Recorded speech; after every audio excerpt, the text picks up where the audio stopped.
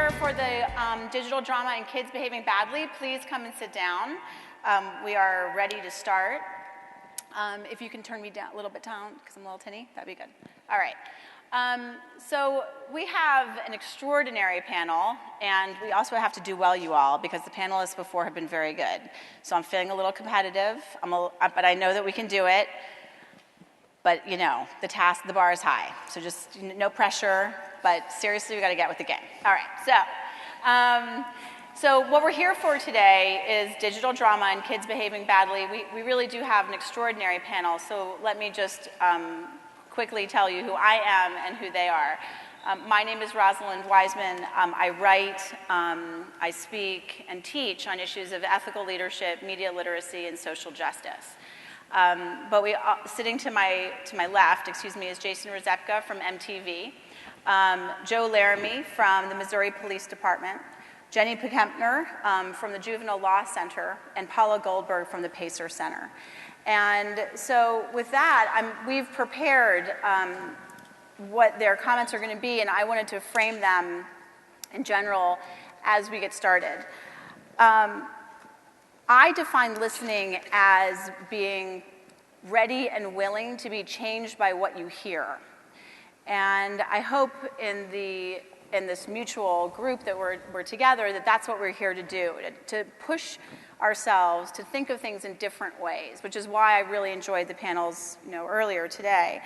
And one of the things that I want to just focus on is the word drama, because we heard it in the first panel, and the way they defined it, which I agree with, is that drama is a conflict where the participants are seen to be doing it together, and that it is apart from bullying, or defined as apart from bullying by young people for a host of reasons. And so the reason why I think this is an important thing, and I think, and Jason will speak to this specifically, is that we need to listen to young people and to how they are defining behavior.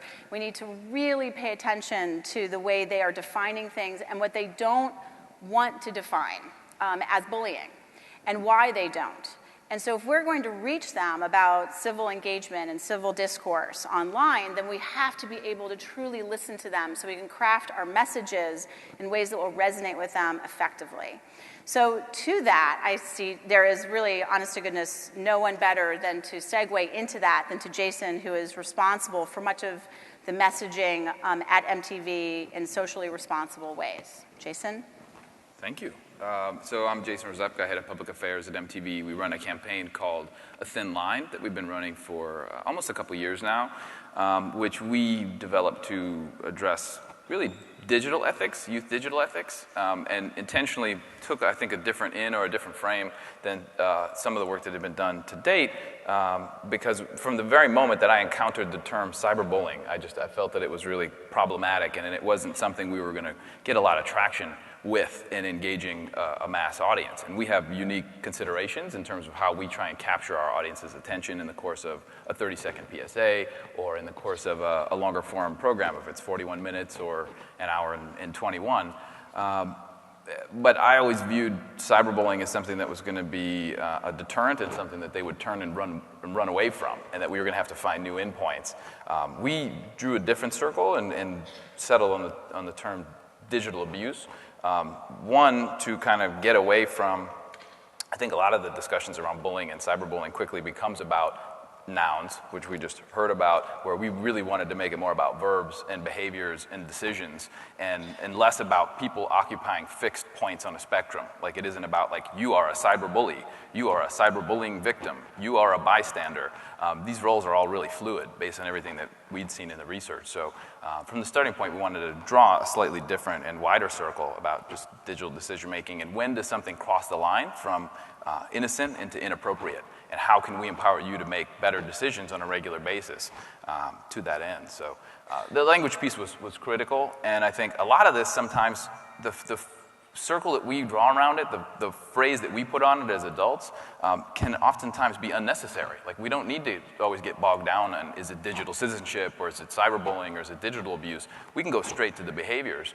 And in having conversations with young people, it doesn't need to be, the setup doesn't need to be, we're here today to talk about cyberbullying. It can start with, how many people here have a Facebook account?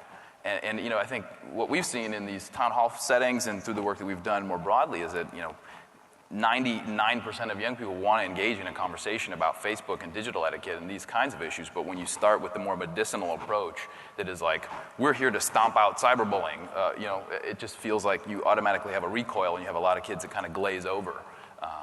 So that's just a little bit of what we've been dealing with thus far. So what I'd like for you all to think about is language and about, is it effective? Are we pigeonholing kids in ways that they react and disengage from the process? Because what we're trying to do is engage them to do things that are hard and challenging and take courage. And that there's a lot of incentive not to engage in the things that we're asking them to do. So to really think about how can we get young people to engage in these issues that are reflective of their experience and do not box them in, I think is just absolutely critical to our overall effectiveness. Joe. Jason, you're tough to follow. It's kind of you to lie. I actually have a little writ thing that I think that I need to say because I want to make sure that my points are covered and so I want to first start and say, first of all, that I appreciate that I'm here, and thank you everybody who's on my panel, and thank you, Fossey, and thank you my employer, the Attorney General's Office of the State of Missouri. Last December, I retired as a police lieutenant, and I spent about 30 years in law enforcement, mostly involved in child protection issues. I was a DARE instructor for 15 years, working in the classroom. I was the task force commander for the Missouri ICAC for the last 8 years. And I'm really appreciating the idea that law enforcement, through my voice today, has a voice today in this forum because it's important that law enforcement's voice is heard and is part of this conversation. First of all, it's also very important to me that you know that I really believe in our youth and that I know that the majority of the kids do the right thing or want to do the right thing, and sometimes they make mistakes. And some of that comes from their knowledge base, but also some of it comes from the influences that they're feeling from others. So let's start with this one story.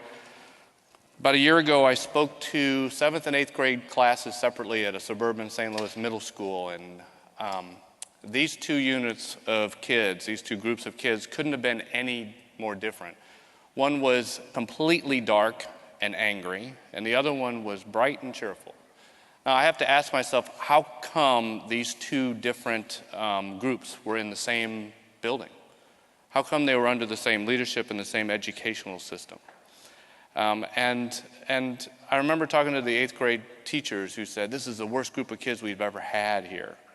And from that, I sensed a really strong feeling of frustration and almost despair. Now, also, I have to ask, my question is, did they look at a way to get inside that difficult group? Did they create an environment where expectations and recognition were common? Did they also involve and engage the kids in the process of trying to change their own attitudes?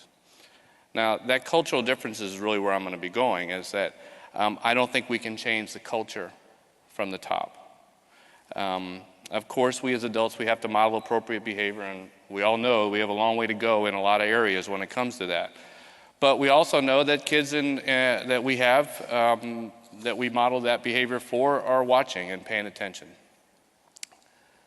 Now, one of the places that I've never been, but I really want to go, is to ancient Egypt and see the pyramids. And I think we want to look at the pyramids for a second and think of those when I talk about culture. When they were built, they were solid, smooth-based, strong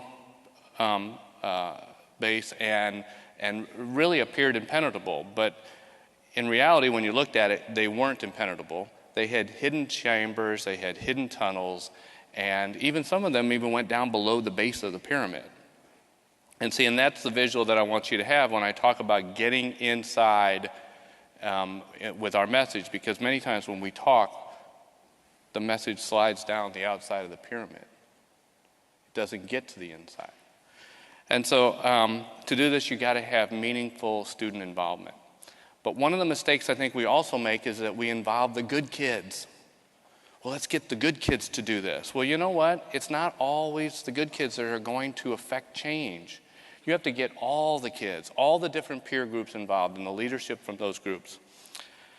And remember that that structure is really complex, and you need to get the light of the tunnels from the students who know the tunnels, who are familiar with those hidden chambers and secret ways. And also, we have to include parents. You know, it's very important. So I'm not saying this is a school issue. This is a community issue. Law enforcement's a complete part of that and needs to be included. All right, when I think of culture, I think of group dynamics. And group dynamics is what I think is leading the charge. Now, that's really important that you're going to understand that when I say group dynamics, it means gang mentality or mom mentality, but I think that's a real mistake to use those terms with kids because we're trying to get buy-in from kids. We're not trying to insult them. And so here's part of that, what goes with that is that kids have, just like adults, an emotional need for attention, affection, and belonging. And with that comes an easy transition to the technology.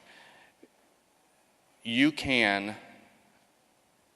be part of a group even when you're not invited and even when you're not there. You can do this easily online. And with that, you gain the collective power of the group. Now, many times I've watched kids in a variety of situations from the law enforcement perspective trying to act bigger, bolder, and better than the next. And with that, they are going to do things that they would never do by themselves. And we know that the spirit of the internet has allowed us to be anonymous. And when I see teens ganging up on each other online, I think there is a feeling of anonymity that goes with it. But I think that there's something bigger on that and something more powerful. And that's that powerful sense of belonging.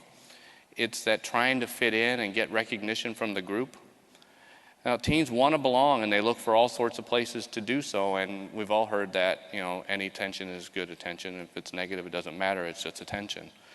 But I think there's also this theory that goes with group dynamics is that individuals bring into the group some things that are about themselves, their own personal beliefs. And because of that, not all groups are going to be bad. And that's a really important message for our kids, is that the things that they're doing online isn't always going to be bad if it's done under that setting. And so here's an example. A kid who, and I heard this morning, and I'm sorry I don't remember who it was that said it, but kids can feel more powerful and do something online that they wouldn't do in person. So they're gaining that collective positive feeling from somebody else that they weren't going to be able to stand up for something. I think it might have been Amanda's time. But so, Jason, your new study that just came out, there's a section in there that I noticed, and it said that teens are more likely now to step in and do something and defend someone in a positive way. And I think that that's really important because that's group dynamics at play in a positive way. That's a positive cultural shift from just 2 years ago in your previous study. And so I'm hopeful that we can find other ways that are like that to influence our kids and teach them that the group, the collective group, can be a positive thing. But going back to my pyramid, we have to go into those secret tunnels that those kids have. So, thanks. All right. Jenny, would you like to take your piece? Sure. I work in an agency called Juvenile Law Center, and just want to give you this background as we kind of get into the specific issues for today. And basically, we do focus on issues of addressing well-being issues and opportunities for youth who come into contact with the juvenile justice system, the child welfare system. And we really, though, try to encourage ways to help youth and families in the community and reduce their contact with the system. But when they do come into contact, making sure that youth get something positive out of those systems. One of the advocacy strategies we use in trying to improve policies for youth in general is really trying to inform the law and policies with respect to what is normative adolescent development, what is normative child development, and how should that inform the way our policies and practices work. And that does take up a lot of our time, both in terms of litigation, legislation, lobbying. But a lot of times what does happen is we end up looking at this issue from a more of a defensive position. And we just talked about kind of how you define things or misdefine things that youth are still working on trying to figure out how to label or how to specify. One of the things that we often confront is when the law not only misdefines but then criminalizes behavior that we're really not sure is harmful. We're really not sure what are the contours of it and how it impacts different youth. But often we do confront legislators who hear about a problem or think they see or can define a problem and then confront it by proposing legislation. So what we've been involved in our state and then working with other states is really trying to respond to some of these efforts to really put into legislation laws that would criminalize behavior that people kind of, I guess, have termed sexting. Behavior that to a large degree is seen as normative adolescent development, part of that process. And that of course you need to look at when and how it might be harmful, but a lot of it is youth kind of working out identity issues, working out sexuality issues, issues that are typical for teenagers to be working through. But now we do live in a technological world where they are working out these issues also with these devices, with cell phones, on Facebook, and what is the consequences for that? And our concern has been that a lot of legislators have really put forth legislation that would really bring these kids into juvenile justice systems for this behavior, and really feeling that this is a misguided approach to this kind of behavior. I mean, as the other panelists are talking about, and I think as a lot of this conference is talking about, is there's still work to be done on how do we talk about either media ethics or whatever the best way to describe it, but of course not focusing on the definition. And then can you then, how productive is it to then put that kind of behavior, try to define it, and adults trying to define it, and then put it into a law which would bring kids into a system that potentially is punitive and has long-term consequences. Our view is that that's not the right approach, that there's multiple other ways, as you talked about, working through group dynamics, other ways to communicate with youth and address these issues, and trying to identify when it would be harmful, focusing on the behavior itself, when it might be harmful and how you could address it through education and other issues. You actually have a little bit of time, so I'm going to ask you a question. If you, that's what I get to do, I guess, as the moderator, so I'm very excited about that. And this is a somewhat graphic, but this is the work that we do. Yesterday, I was speaking to a school resource officer who asked me, it was in Kentucky, and she asked me if I had seen the latest sexting issue that was ricocheting all over her state. And it was in her school district. And the sexting was a girl who had, there was a recording of a girl giving oral sex to someone, and it had gone viral. So my question to you is, because of the generational shift, which I think actually then goes back to what Jason's talking about and what Joe's talking about, that in my experience as an educator, parents are and adults are so extraordinarily reactive to the thought of children's sexuality and what they're doing and how they're expressing it online, which they've been doing previous, but I think technology makes us realize what people are doing online, right? It might not be different, but now we see it, so we can't avoid it. We can't rationalize or deny it to ourselves. So for parents, they are so reactive to this, and they just get so anxious about it that they can't think it through. And so some of those people are prosecutors, and some of those people are, responsible for what you're talking about with criminalizing this behavior. So my question to you is, when you've got the stakes so high that are triggering people's anxiety at such a high level, what do you think are the best strategies to talk to that person? Or how do you market the idea of that this is not something, unless it falls under, harassment and that kind of stuff. How do you market the idea that this is a developmental educational issue that needs to be addressed in that way instead of something that is so punitive? What is your strategy for the speaking to these people that are so understandably reactive? And I think it's hard because clearly for the parent of that girl, it's going to be hard to say, well, have you thought about, what is normative adolescent development? I mean, it's going to be hard to sell that. So I admit that. And I think for parents, what does bring it home, and there have been several court cases where obviously, I'm not saying that there aren't potentially troubling issues related to this conduct. I think what we're saying is that the law and criminalizing it isn't the right way to address it. And I think for parents, and this might not be kind of the most insightful way to do it, is I just think the consequences of system involvement are so significant, and people, do have this idea that has been challenged, but still I think is prevailing that, oh, it's just the juvenile system. That record's closed. You can, that's sealed, and that's almost uniformly not the case. Involvement in the juvenile justice system has significant impacts for kids for their future, and honestly, for a lot of parents, that is what brings this home. Is I don't want to, I'm upset with my child. I need to talk with my child about this, but I don't want to put additional barriers that really could affect opportunities for my child for the future. And I think for parents that is persuasive, because I think when you get right down to it, that is something that parents can relate to. I think the adolescent development, that research and that information needs to be brought out more to the public, and I think that you really do see it. I mean, several years ago it was stuff that you just see in kind of more academic journals, medical journals, scientific journals about brain development, but now you can see it in Time, in Newsweek, in National Geographic, really talking about how kids' brains develop, how that impacts the decisions they make.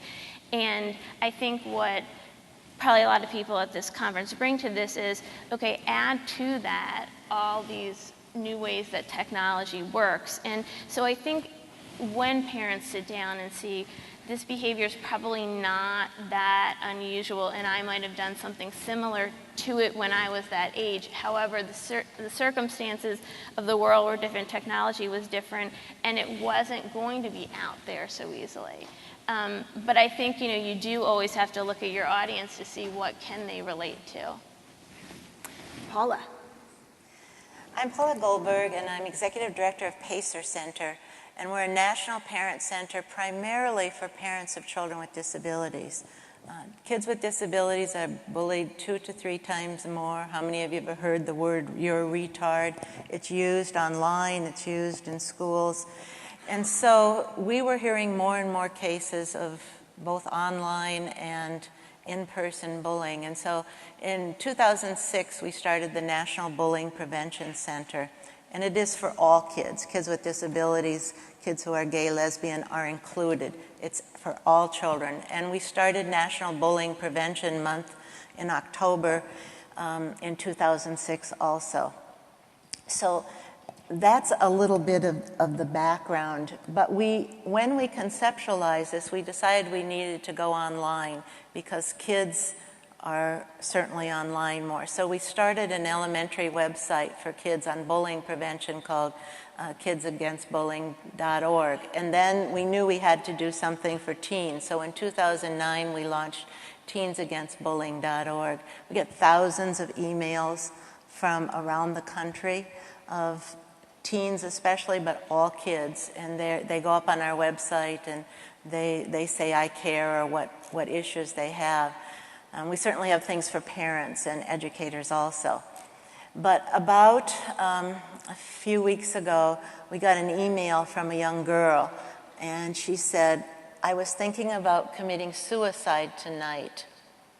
I went up on your teen website and decided not to. Thank you very much. So I know if we can save one life, it's important. And so that's a little bit of background about why I'm here today. And what I want to ask you is how many of you, and you don't have to raise your hands, have ever been called a snitch, a tattle, or a crybaby? And think about if you were a kid, and some people did raise their hand. Think about if you were a kid, an elementary school kid, an 8-year-old, a teenager, what would that mean to you? So one of the issues that we decided to do was to ask the kids. I think we all know that kids are important. So we sent out a survey to kids throughout the United States who have accessed our websites and gave us their emails. And we asked them some questions. And we asked them about reporting. Why is it you don't report? Why is it? What would help you to report more? Because we all know that if kids report either the bystander or the target, that will help prevent bullying. So we got some interesting responses, and I just want to share a few of them with you. One of the things that we asked first, why don't you report? And then we asked what would make it easier for you to report. And one of the things they said, certainly about why they don't report, is they don't want to become the next target. The second thing they said is they don't want to be called a snitch. And that was terminology. And the third thing they said, they're not sure that anything happens once they report it. So I want to go back to the concept of reporting and ask you, those of you who are in the workplace, how many of you ever report when you see someone doing something wrong? It's not bullying, but do you go to your supervisor? Do you go to your boss? Is that something easy for us to do? You think of Penn State, which has been in the news, in the football. Here there were several people who reported. Some people didn't report what they saw, and yet nothing ever happened. So you think of us as role models, as adults, and then you think of kids who are being bullied online or offline. So I think the reporting is a major issue. And I have a friend whose son committed suicide in January from New York. And his son didn't want to tell him that he was being bullied. And the parents went to the teacher, and the teacher just made fun of the child in front of others. So, as adults, are we doing what we're supposed to be doing?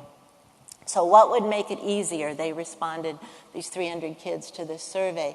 They said, if you have a school climate, where you care about others, where you look out for others. And if there's time, ask me about a peer advocacy project we started. 2, they said they wanted to ensure protection for the person who did report. And there's real questions about anonymous and not anonymous and what's true if someone reports. So that's a really questionable. They want to be protected, but on the other hand, is it always going to be accurate? Is it always going to be true? And the third thing they said was, among others, these are just some establish a policy that it really will be investigated. So those are just a few things. Then we asked about, do you want to tell parents? Do you tell your parents? And they said if it was happening over and over again, 2/3 of these kids said, and they were teenagers, I should say, from 11 to 18, they said they would tell their parents if they were being bullied over and over again. And then we asked them what would make the difference. And I think Rosalind mentioned overreactive and not reacting. And I think those were a couple of issues. Some feared that their parents would go to school right away, and some felt that their parents wouldn't believe them. But one of the overall issues is that kids felt embarrassed telling their parents. And we got loads of quotes from kids, and I just picked out one that I wanted to read to you about this issue of reporting either to your parents or reporting to someone else. And I don't know if it's a girl or boy. I was afraid to show my parents my true emotions. I was afraid to let them know I wanted to end my life, because I did not want to disappoint them. I didn't want to make them feel shame for having a child who did not fit in. And it's a very powerful statement by a young person. Right. So what we've heard so far is about language and the meaning and power of language, the importance of culture. I define culture, Joe, in my work, I define culture as everything we know but have never been sat down and taught. So what you just know. What do you know? How would you define fitting in? How do you just know what that is? Because somebody didn't just sit down with you at the pyramids and say, this is what it should be, right? But you just know. We heard from Jenny about, where are we? I mean, I think in this time of anxiety, this is my word, obviously, of anxiety, but of naming and of being able to address and respond to these issues in effective ways. And to be able to do that for young people in ways that they can be held accountable, but also do it in productive ways. So it's not something that is entirely negative. Even sometimes the worst of experiences, if we're held accountable the right way, can be incredibly productive. And then about snitching and reporting, which clearly, I mean, I think my experience working with all different age ranges of K through 12 is that teachers of younger students, elementary schools, are much better at talking about tattling versus telling, and it's something that they are infuse in their language with kids all the time. And then in middle school, when really they need it the most, is when we stop talking to them about it, and then we don't talk to them at all about it in high school, except for to have a poster on the wall. So, and I'm not a big fan of posters. So I don't think kids really see them, or if they see them, they think that has nothing to do with actually is going on in this school. So the concept of tattling versus and snitching versus reporting is extraordinary, because it really shows also the faith that the kids have in the adults around them. And I would like for us to think about, in terms of all of these issues, the issue of adults, because I think one of the biggest mistakes we've made in the issue of bullying prevention, and especially emphasized in the issue of digital misuse and the whole of how we have talked to kids about technology, is that we say these things like, go tell an adult, without a context for which adult should they go to, because there are adults who do not handle this well. There are adults who do fail them. And so if we don't give them the context and the skills to be able to report strategically, then they are going to get more and more desperate, and they're going to get more and more disengaged, because they don't believe that we know what we're talking about, and they have actual evidence to back that up. So what can we do as adults in our various capacities in this room, because we are in a room of colleagues, what can we do as colleagues to engage young people in meaningful ways on the issues that our panelists have really identified as our challenges? So with that, I would ask you all if you have any comments to what I just said. What can we do specifically, or things to emphasize? And then I'm going to turn it over to the other colleagues in the room. Jason? Well, I mean, to that particular point, we're still, as we just heard a little while ago, if we look at the arc of technologies, we look at the arc of how long we've had access to fire, like we're very early in our access to this fire in technology, and figuring out and developing this code of ethics for the digital age that young people are on the front lines of really being charged with developing, because they're the first generation to ever grow up this way. I mean, this technology's been around for 15, 20 years. Social media as it exists now, these conditions, 3-4 years old. And so I think we're still really early in that process, and the way that we educate and arm adults to be the best possible advocates and supporters for when young people do have the bravery, and I think let's call it what it is, bravery, to accept that vulnerability, to accept that weakness, and to reach out for help and support. I know we've seen research that shows that there's instances where young people are reporting equal times it will get worse as opposed to better when I went to tell an adult. So that's not necessarily going to lead to more reporting. So it's like looking at those layers in the way that we are the best possible receivers of that information and supporting them and being advocates and helping them to come to conclusions and solve these problems. I think there's lots of layers too. I don't know that it's only just reporting. Reporting is one lever, it's one piece of, it's one intervention, but there's the dynamics of the group and the culture that we create where when this happens, do you opt in or do you opt out? Like, do you join in and pile on, or do you not? Like, frankly, as much as that seems like maybe not the most positive behavior, like if you simply opt out and don't join in the group, you're helping to isolate and not reward that behavior. So, I mean, those things play into the dynamics in the culture. So I don't have the pithy, like, one-line answer, but I think that there is a need for us to continue to push on all these channels and educate and have adults in every capacity, from educators to parents, be the best possible recipient of this information in these scenarios. The way that we continue to arm and support young people on being on the front lines of solving these problems and coming to their own conclusions when we're not dictating the rule book of, like, the 5 do's and don'ts, but more like healthy decision-making, good decision-making is a really textured, nuanced thing, and we're not going to solve that with, like, the sit-down on Tuesday night. So, I don't know, that's some feedback. Absolutely. Anyone else?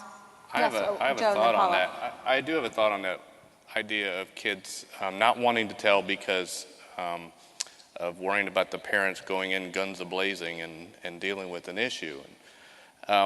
Actually, one of the things that I tell kids nowadays is, when you go home and tell, start with, okay, help me fix this problem, so that they will be enabled to be in control of fixing the problem and taking part in fixing the problem instead of passing off to someone else to fix it for them. Paula. I think it's multifaceted. I think that we certainly want to educate bystanders, all kids, but I think we have to educate administrators. I think too often we hear from people that parents or kids, that they go report to a principal and the principal says it's nothing, it's kids will be kids, and teachers and parents. So we have a whole group of people that need training, that need education, and to understand this effect, whether it's online or offline, of what's really going on, bullying, harassment, and so on. Because I think it has to change, and I think we have a responsibility as a society to really educate everybody, and whether it's MTV or whether it's Facebook and their safety page and what they do, whether it's us as a parent center, we all, and probably all of you in this audience, have a responsibility to educate everyone. Jenny, did you want to add? Yeah, and I think going back to, Jason, what you started talking about in terms of engaging youth in this discussion of what is the right way to treat people, rather than focusing on kind of defining, certain, like, that this is bullying or this is or isn't bullying, that engaging youth, and I think it is very powerful, and you hear this from youth, engaging them in that discussion of, you guys are setting the rules, how would you do it, what's important, what isn't, that when they feel they have more control over what the expectations are, there's more investment. And I think adults having the, trust to do that, and trust kids to do that and be able to support that, is hard but really important. But I mean, I think we all do that. We do a lot of work with youth, particular youth groups, and that's always at the beginning of the group meeting, kind of part and parcel of setting the tone for the workshops and the semester of work that's going to be done, is asking them to kind of set what are your expectations of each other in general, but also in the classroom, and that does provide that investment. It's hard to do when you don't always have as stable a thing as a classroom. You have these kind of changing communities and circles of people, but I still think that youth value that, and when they help kind of create the standards, they're more likely to police each other and themselves. Rosalind, can I add Yes, please, Joe, go ahead. I'd like to add one more thing. Many times I'm seeing in law enforcement's eyes, when they get a report of a certain type of cybercrime, they don't know what to do, so their basic response is, well, there's nothing I can do to help you. In reality, there may have been a lot of things they could have done, but because they didn't know what to do, they were ill-prepared and dismissed it.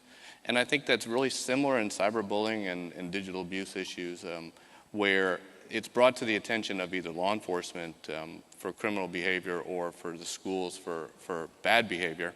And neither of them know what to do, so they say, well, just ignore it and dismiss it. And I think we need to spend more time understanding what the issues are at the responsibility level, the law enforcement and the school and others who are in authoritative positions, so that we can be prepared to react and respond appropriately. Because when you're not prepared, you're either going to underreact or overreact. And what we want to do is find a way to react appropriately. One of the things I think about what has happened with all of this development of technology and in schools now, its impact schools and kids, is it reveals adult incompetencies and adult passivity in the lives of our children when our children are in conflict or in pain. And we don't know what to do, but we are so loath to admit it. And it is so painful for adults to actually say to themselves, boy, I did not do that well, or boy, I don't know what to do. So I'm going to have to admit that to my vice principal. I'm going to have to admit that to my counselor. I'm going to have to admit that I don't want to do that. And so you don't, and you don't talk to each other. And when faculty doesn't talk to each other at school, then that's really when things can slip through the cracks. Or you don't report to your SRO, to your school resource officer, because for whatever reason you don't. So I really do believe, even though this is titled Digital Drama and Kids Behaving Badly, I think this actually reveals things that have always been the case in our schools. And that there are wonderful schools out there, but we are in a place where children are more and more, in positive ways, taking responsibility for their own education in this area. And that school should be about teaching children to take responsibility for their education in general. And that way they'll be happier and more connected in ways that are online and offline. So to that end, I think this really reveals a much bigger issue that I think is, but if we can tackle this effectively, then it replicates itself and it has, in a positive way, a larger impact. So with that, I'd like to turn it over to the group. If people have questions, comments, concerns, I can barely see the mics, but I think that they are out there that way. Oh, so I think there's someone out there. Hi. Can you identify yourself, please? Thank you. Yes, I'm Jean Weller. I'm with the Virginia Department of Education.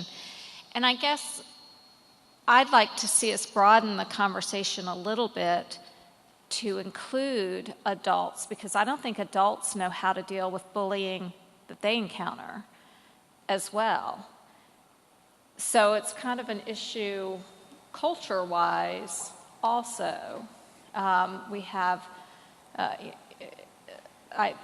there was just an article recently, and I can't remember which education journal it was in, about stop bullying in the school staff. You know, there's a lot going on out there. Or the parents, they see it at the office too. So I think that it's not just the kids that need to learn this, Absolutely. but the adults as well. Anybody you specifically would like? Yes, Paula, go ahead, please. We've just done one of our staff people just did a brief on bullying in the workplace and actually blogging on bullying in the workplace. It is an issue. It's gone on for a long time. I don't think a lot has been written about it over a period of time, but it does exist. Joe, I have a feeling that you want to say something, but I'm not sure No, why. I think I'm okay on this one. You're good? If for the person who's from Virginia who just spoke, there you are. Because I work with teachers so often, one of the things that I asked, I think I did it about 9 months ago, I've written specifically about how parents and teachers should interact with each other in one of the books I wrote called Queen Bee Moms and Kingpin Dads. But very recently I wrote an article or a lesson plan basically where teachers were asking me because they were being bullied so much by parents. I've been bullied as a teacher by parents, and you never forget it. It's like you have post-traumatic stress disorder after one. Seriously, it's like you think all parents are crazy, and they're not, right? It's just that little people, but they make such a lasting impression. So I asked teachers around the country to give me their scenarios, being bullied by parents, being bullied by a colleague, being bullied by an administrator, being thrown under the bus in a meeting with a parent by an administrator, for example. And so I have those scripts and the scenarios and the scripts of what teachers can do in response to maintain their professionalism and enhance their professionalism, and because I believe teachers really need to remember that we so often forget that our profession is sacred and it's difficult and that it needs to be respected as such. And we often undervalue ourselves, so that if we do those scripts, but we have to use people's examples, their real life examples, and then give very concrete of how is it that I respond when I'm getting thrown under the bus, then that moves us forward. But what happens, of course, is the teachers oftentimes don't feel comfortable speaking about it until things get bigger and bigger and bigger and bigger. Does that make sense? So one of the concrete things I say to teachers I could, for a long time, I would just say one thing about teachers, is that often when a parent comes to them with a problem, if the teacher hasn't seen it, and it's not because they're a bad teacher or they just haven't seen it, the parents are reporting a problem specifically about a child, and the teacher's first response is to say, oh, gosh, I've never seen that before. When the teacher says that, that's an immediate increase of the problem, because the parent thinks you either think I'm lying or I'm crazy. And the teacher, meanwhile, thinks that they literally haven't seen it. And so it's those moments in the conversations where the adults are then really in conflict with each other that exacerbate the problem. So if we can isolate moments like that for people where they can see themselves, then I think we can get to a better place. Just one other really quick thing, if I can add, just about these big issues where they're interconnected. I think there's a tension between focusing in on a discrete area that you can address and then the connection to the bigger issue. And like at its core, we talk about workplace bullying or youth digital drama. I mean, we're talking about civility. We're talking about respect. We're talking about like fundamental human concepts that we've struggled with over time. And when we get into the universe of it, I think sometimes it becomes kind of like a boil the ocean problem or a boil the ocean objective, and people are paralyzed by it. So I think it's great that there are convenings like this where people who are working across this whole spectrum can come together and figure out where we can collaborate and where we can coordinate, like swimming lanes. I'm really a big believer in that, and the work that we're doing is in different spaces. We're all driving towards similar goals. Where can we peel off and focus on one piece? Where can another organization peel off and focus on another piece? And where can we share lessons between each other? That's just one thought. Absolutely. On that issue. Yes. Joy Pagorni from Smart Bomb Interactive, and my question actually jumps off your point that you just made there. Youth tend to role play the experiences they're having in the offline space in online spaces, and I'm interested from everyone on the panel and also from the audience, if anyone has suggestions, what are resources and support that exist for those of us who are producers of these online spaces, so that we can assist in helping the children that are having these at-risk or troublesome offline situations, but that they're playing out in the online space, like bullying, but also other situations like abuse, self-harm, depression, suicide. What tools can we use to help them without putting ourselves at risk as well? Can you give a little bit of where you're coming from, a little bit more specifically of your company, please? Sure. So I work with National Geographic Animal Jam, but I've also worked on various other online spaces, be it forums, online communities, virtual worlds, online games, where there's interaction. Specifically, I'm interested, but I'm sure all kids under 18 is an interesting space. I know there's a lot of resources for teens, but I'm really, really interested in the under 13 space because they also have the same issues that the teens have, but because of COPPA and a lot of other legislation, we don't have the articulated and widely available resources to us in order to help these kids. Interesting. I have a question just back to you, is that with that, how do you deal with the filtering mechanisms of many of those social networking sites that are set up for small children with the communications of that? Specifically on our site? Yes, or any of the other organizations that are seeing this. How do they address the complete filtering, in some cases, complete filtering of the words that are spoken? I could probably speak all day on it, but there's various means. You use filtering technologies as a first line of defense that have elaborate dictionaries of black and white listed words that they are allowed to or not allowed to say. You can use... I'm sorry, Exactly. I understand that part of it, but my question is how do you get kids to be able to self-disclose issues when there's such major filtering that's going on? That's what I'm saying. We can't. And because we can't, our first line of defense is to filter and then ban, because we can't have it happening on our site. And I don't want to keep doing that. I've spent the last decade banning these kids and then not being able to do anything. And because of privacy concerns, I can't even follow up with local law enforcement in order to help them out. So I'm just seeing, what can we do right now? Joe. Well, I think there's a gentleman that might be able to answer that question right there behind you. I don't know what the answer is going to be truly. I can say that one of the problems with reporting is that the reporting mechanism needs to be able to investigate. Well, every single one of those social networking sites are collecting IP data. So if we know that there is a kid who is disclosing something inappropriate or dangerous about themselves, then if that gets reported, and particularly I recommend the cyber tip line at the National Center for Missing and Exploited Children, if that gets reported, then it's a pretty easy leap for law enforcement to take the jump back and go to the an electronic service provider and get the IP information from whoever logged into that system. This is a very, very large question.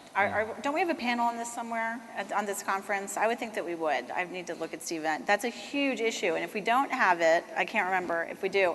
I think that's actually something that's specific, that this conference could do a tremendous asset, would bring an asset to be able to work on that specifically. Yes, Jack, who am I saying there? I was just going to speak into that issue. Oh, okay. We're from Disney Online Studios. We have a couple of online communities. I find that even though you're from Disney? Yeah. You just have a couple online communities? Just a couple. Just a few. A few couple but 13-year-old girls? We work on Club Penguin, myself, and small group of just people. a tiny online community. And I'm finding that even though it's not going through the filter, kids will still come on to vent, and they'll still come on and type in. And they know it's not being seen by the other kids, but I think they see it as an avenue to tell somebody. I'm trying to put in words. To our reporting process, it goes to a central Disney security, who then liaise with local law enforcement to go around to their houses and check on welfare for kids. So, but I was going to say about the missing exploited children helpline. I was just speaking to them over there, and for Animal Jam, certainly check those guys out, because apparently they do the same thing. Interesting. So this is something to take away from this, is like the venting aspect of it, that these portals, these sites are places for kids to vent, and that's really important. It's just tough stuff. All right, 1 and 2. Can I ask a small question or a big question? I'm not sure. We got 5 minutes left. You decide. Jason, help your me out. swim lane, I came up to ask a broader question, but you kind of hit it with defining swim lanes. I'm kind of curious to kind of keep us focused on this. What's your swim lane? You know, how are you tactically going after that swim lane, and how do you know that you're moving the needle? Mm-hmm. So it's a great question. I think it comes down to what is your core strength, what's your core competence, what are you best at? So we're storytellers, we have broad reach, we have an audience that's coming to us, they're coming for junk food, we can also give them vegetables, we can also serve them a very tasty broccoli stalk. So I think we think about the ways we can leverage the expertise of the people in this room and the people who do groundbreaking work in conflict resolution and bullying prevention and dating abuse prevention and mental health issues, LGBT bullying, et cetera. Like, how can we harvest all that expertise and knowledge and then put our knowledge on top, which is we know how to engage young people, we know how to get their attention, and where those things meet. How can we create like a national layer or cover on top of the great work that's happening in schools, in boys and girls clubs, in homes around the country? So I think that's our role in this. So we would never set out to do a whole series of town hall events around the country. We'd say, we're going to make PSAs, we're going to make long-form programming, we're going to make a feature film that educators can use to help foster a conversation around these issues.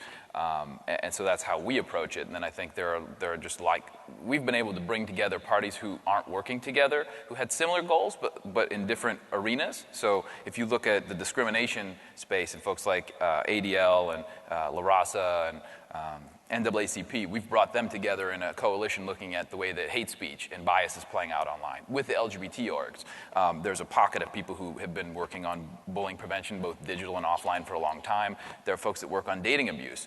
There are through lines in all these, and we've been able to help bring these folks together, and they're sharing ideas and expertise about what's working in one category that could also apply elsewhere.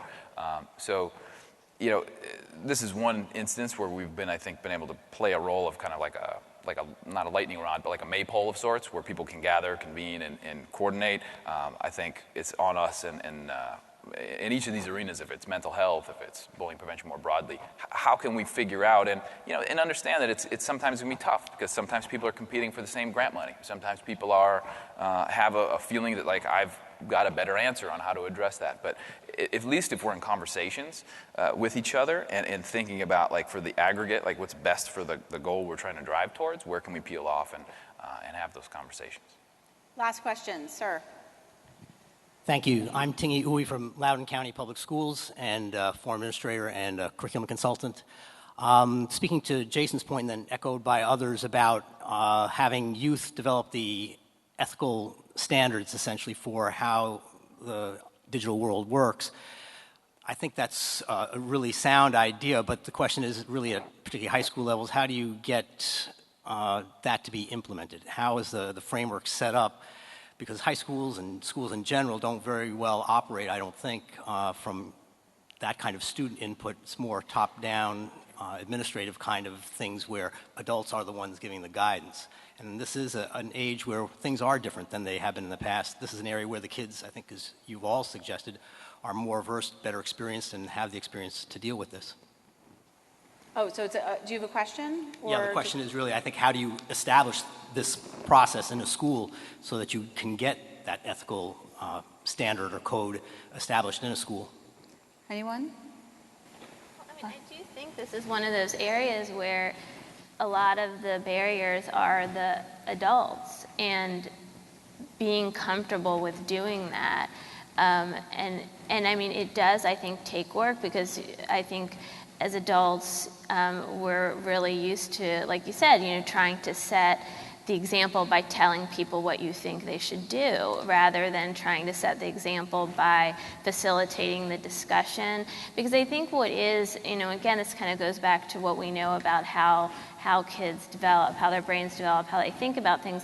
They don't know everything at 13, 14, 15, but they're looking for those answers. They want to have these discussions, and it's our job to kind of create the structure where they can have that conversation responsibly, but it does mean losing some control and being comfortable with that. And I think, adults need to work on, particularly like at the school level, the administration level. I mean, I think that takes training. I think that takes practice. I don't think it's the typical the skill that we all grow up and are trained with when we're getting ready to either teach, to be a lawyer, to whatever it is, that you just, how do you give up control in a structured way? I think it's difficult, but can be done. One of the things, just because we need to conclude, I would ask all of you in the spirit of that, and going forward as you leave here and the conference later, is that what is it that we each can do in our own lives, in our professional lives, on this area where we are teaching young people and we ourselves are modeling how to have them engage in their own education. And that if we are in a position of authority in any way, that we are able to use that authority to challenge authority that is not working. And to be able to, and in doing so, we allow children to really engage with us in a way that builds the kind of culture that we're all talking about today and throughout this conference. So thank you very much for your time and your attention and questions. And I'm going to turn it back over to Stephen. Thank you all very much.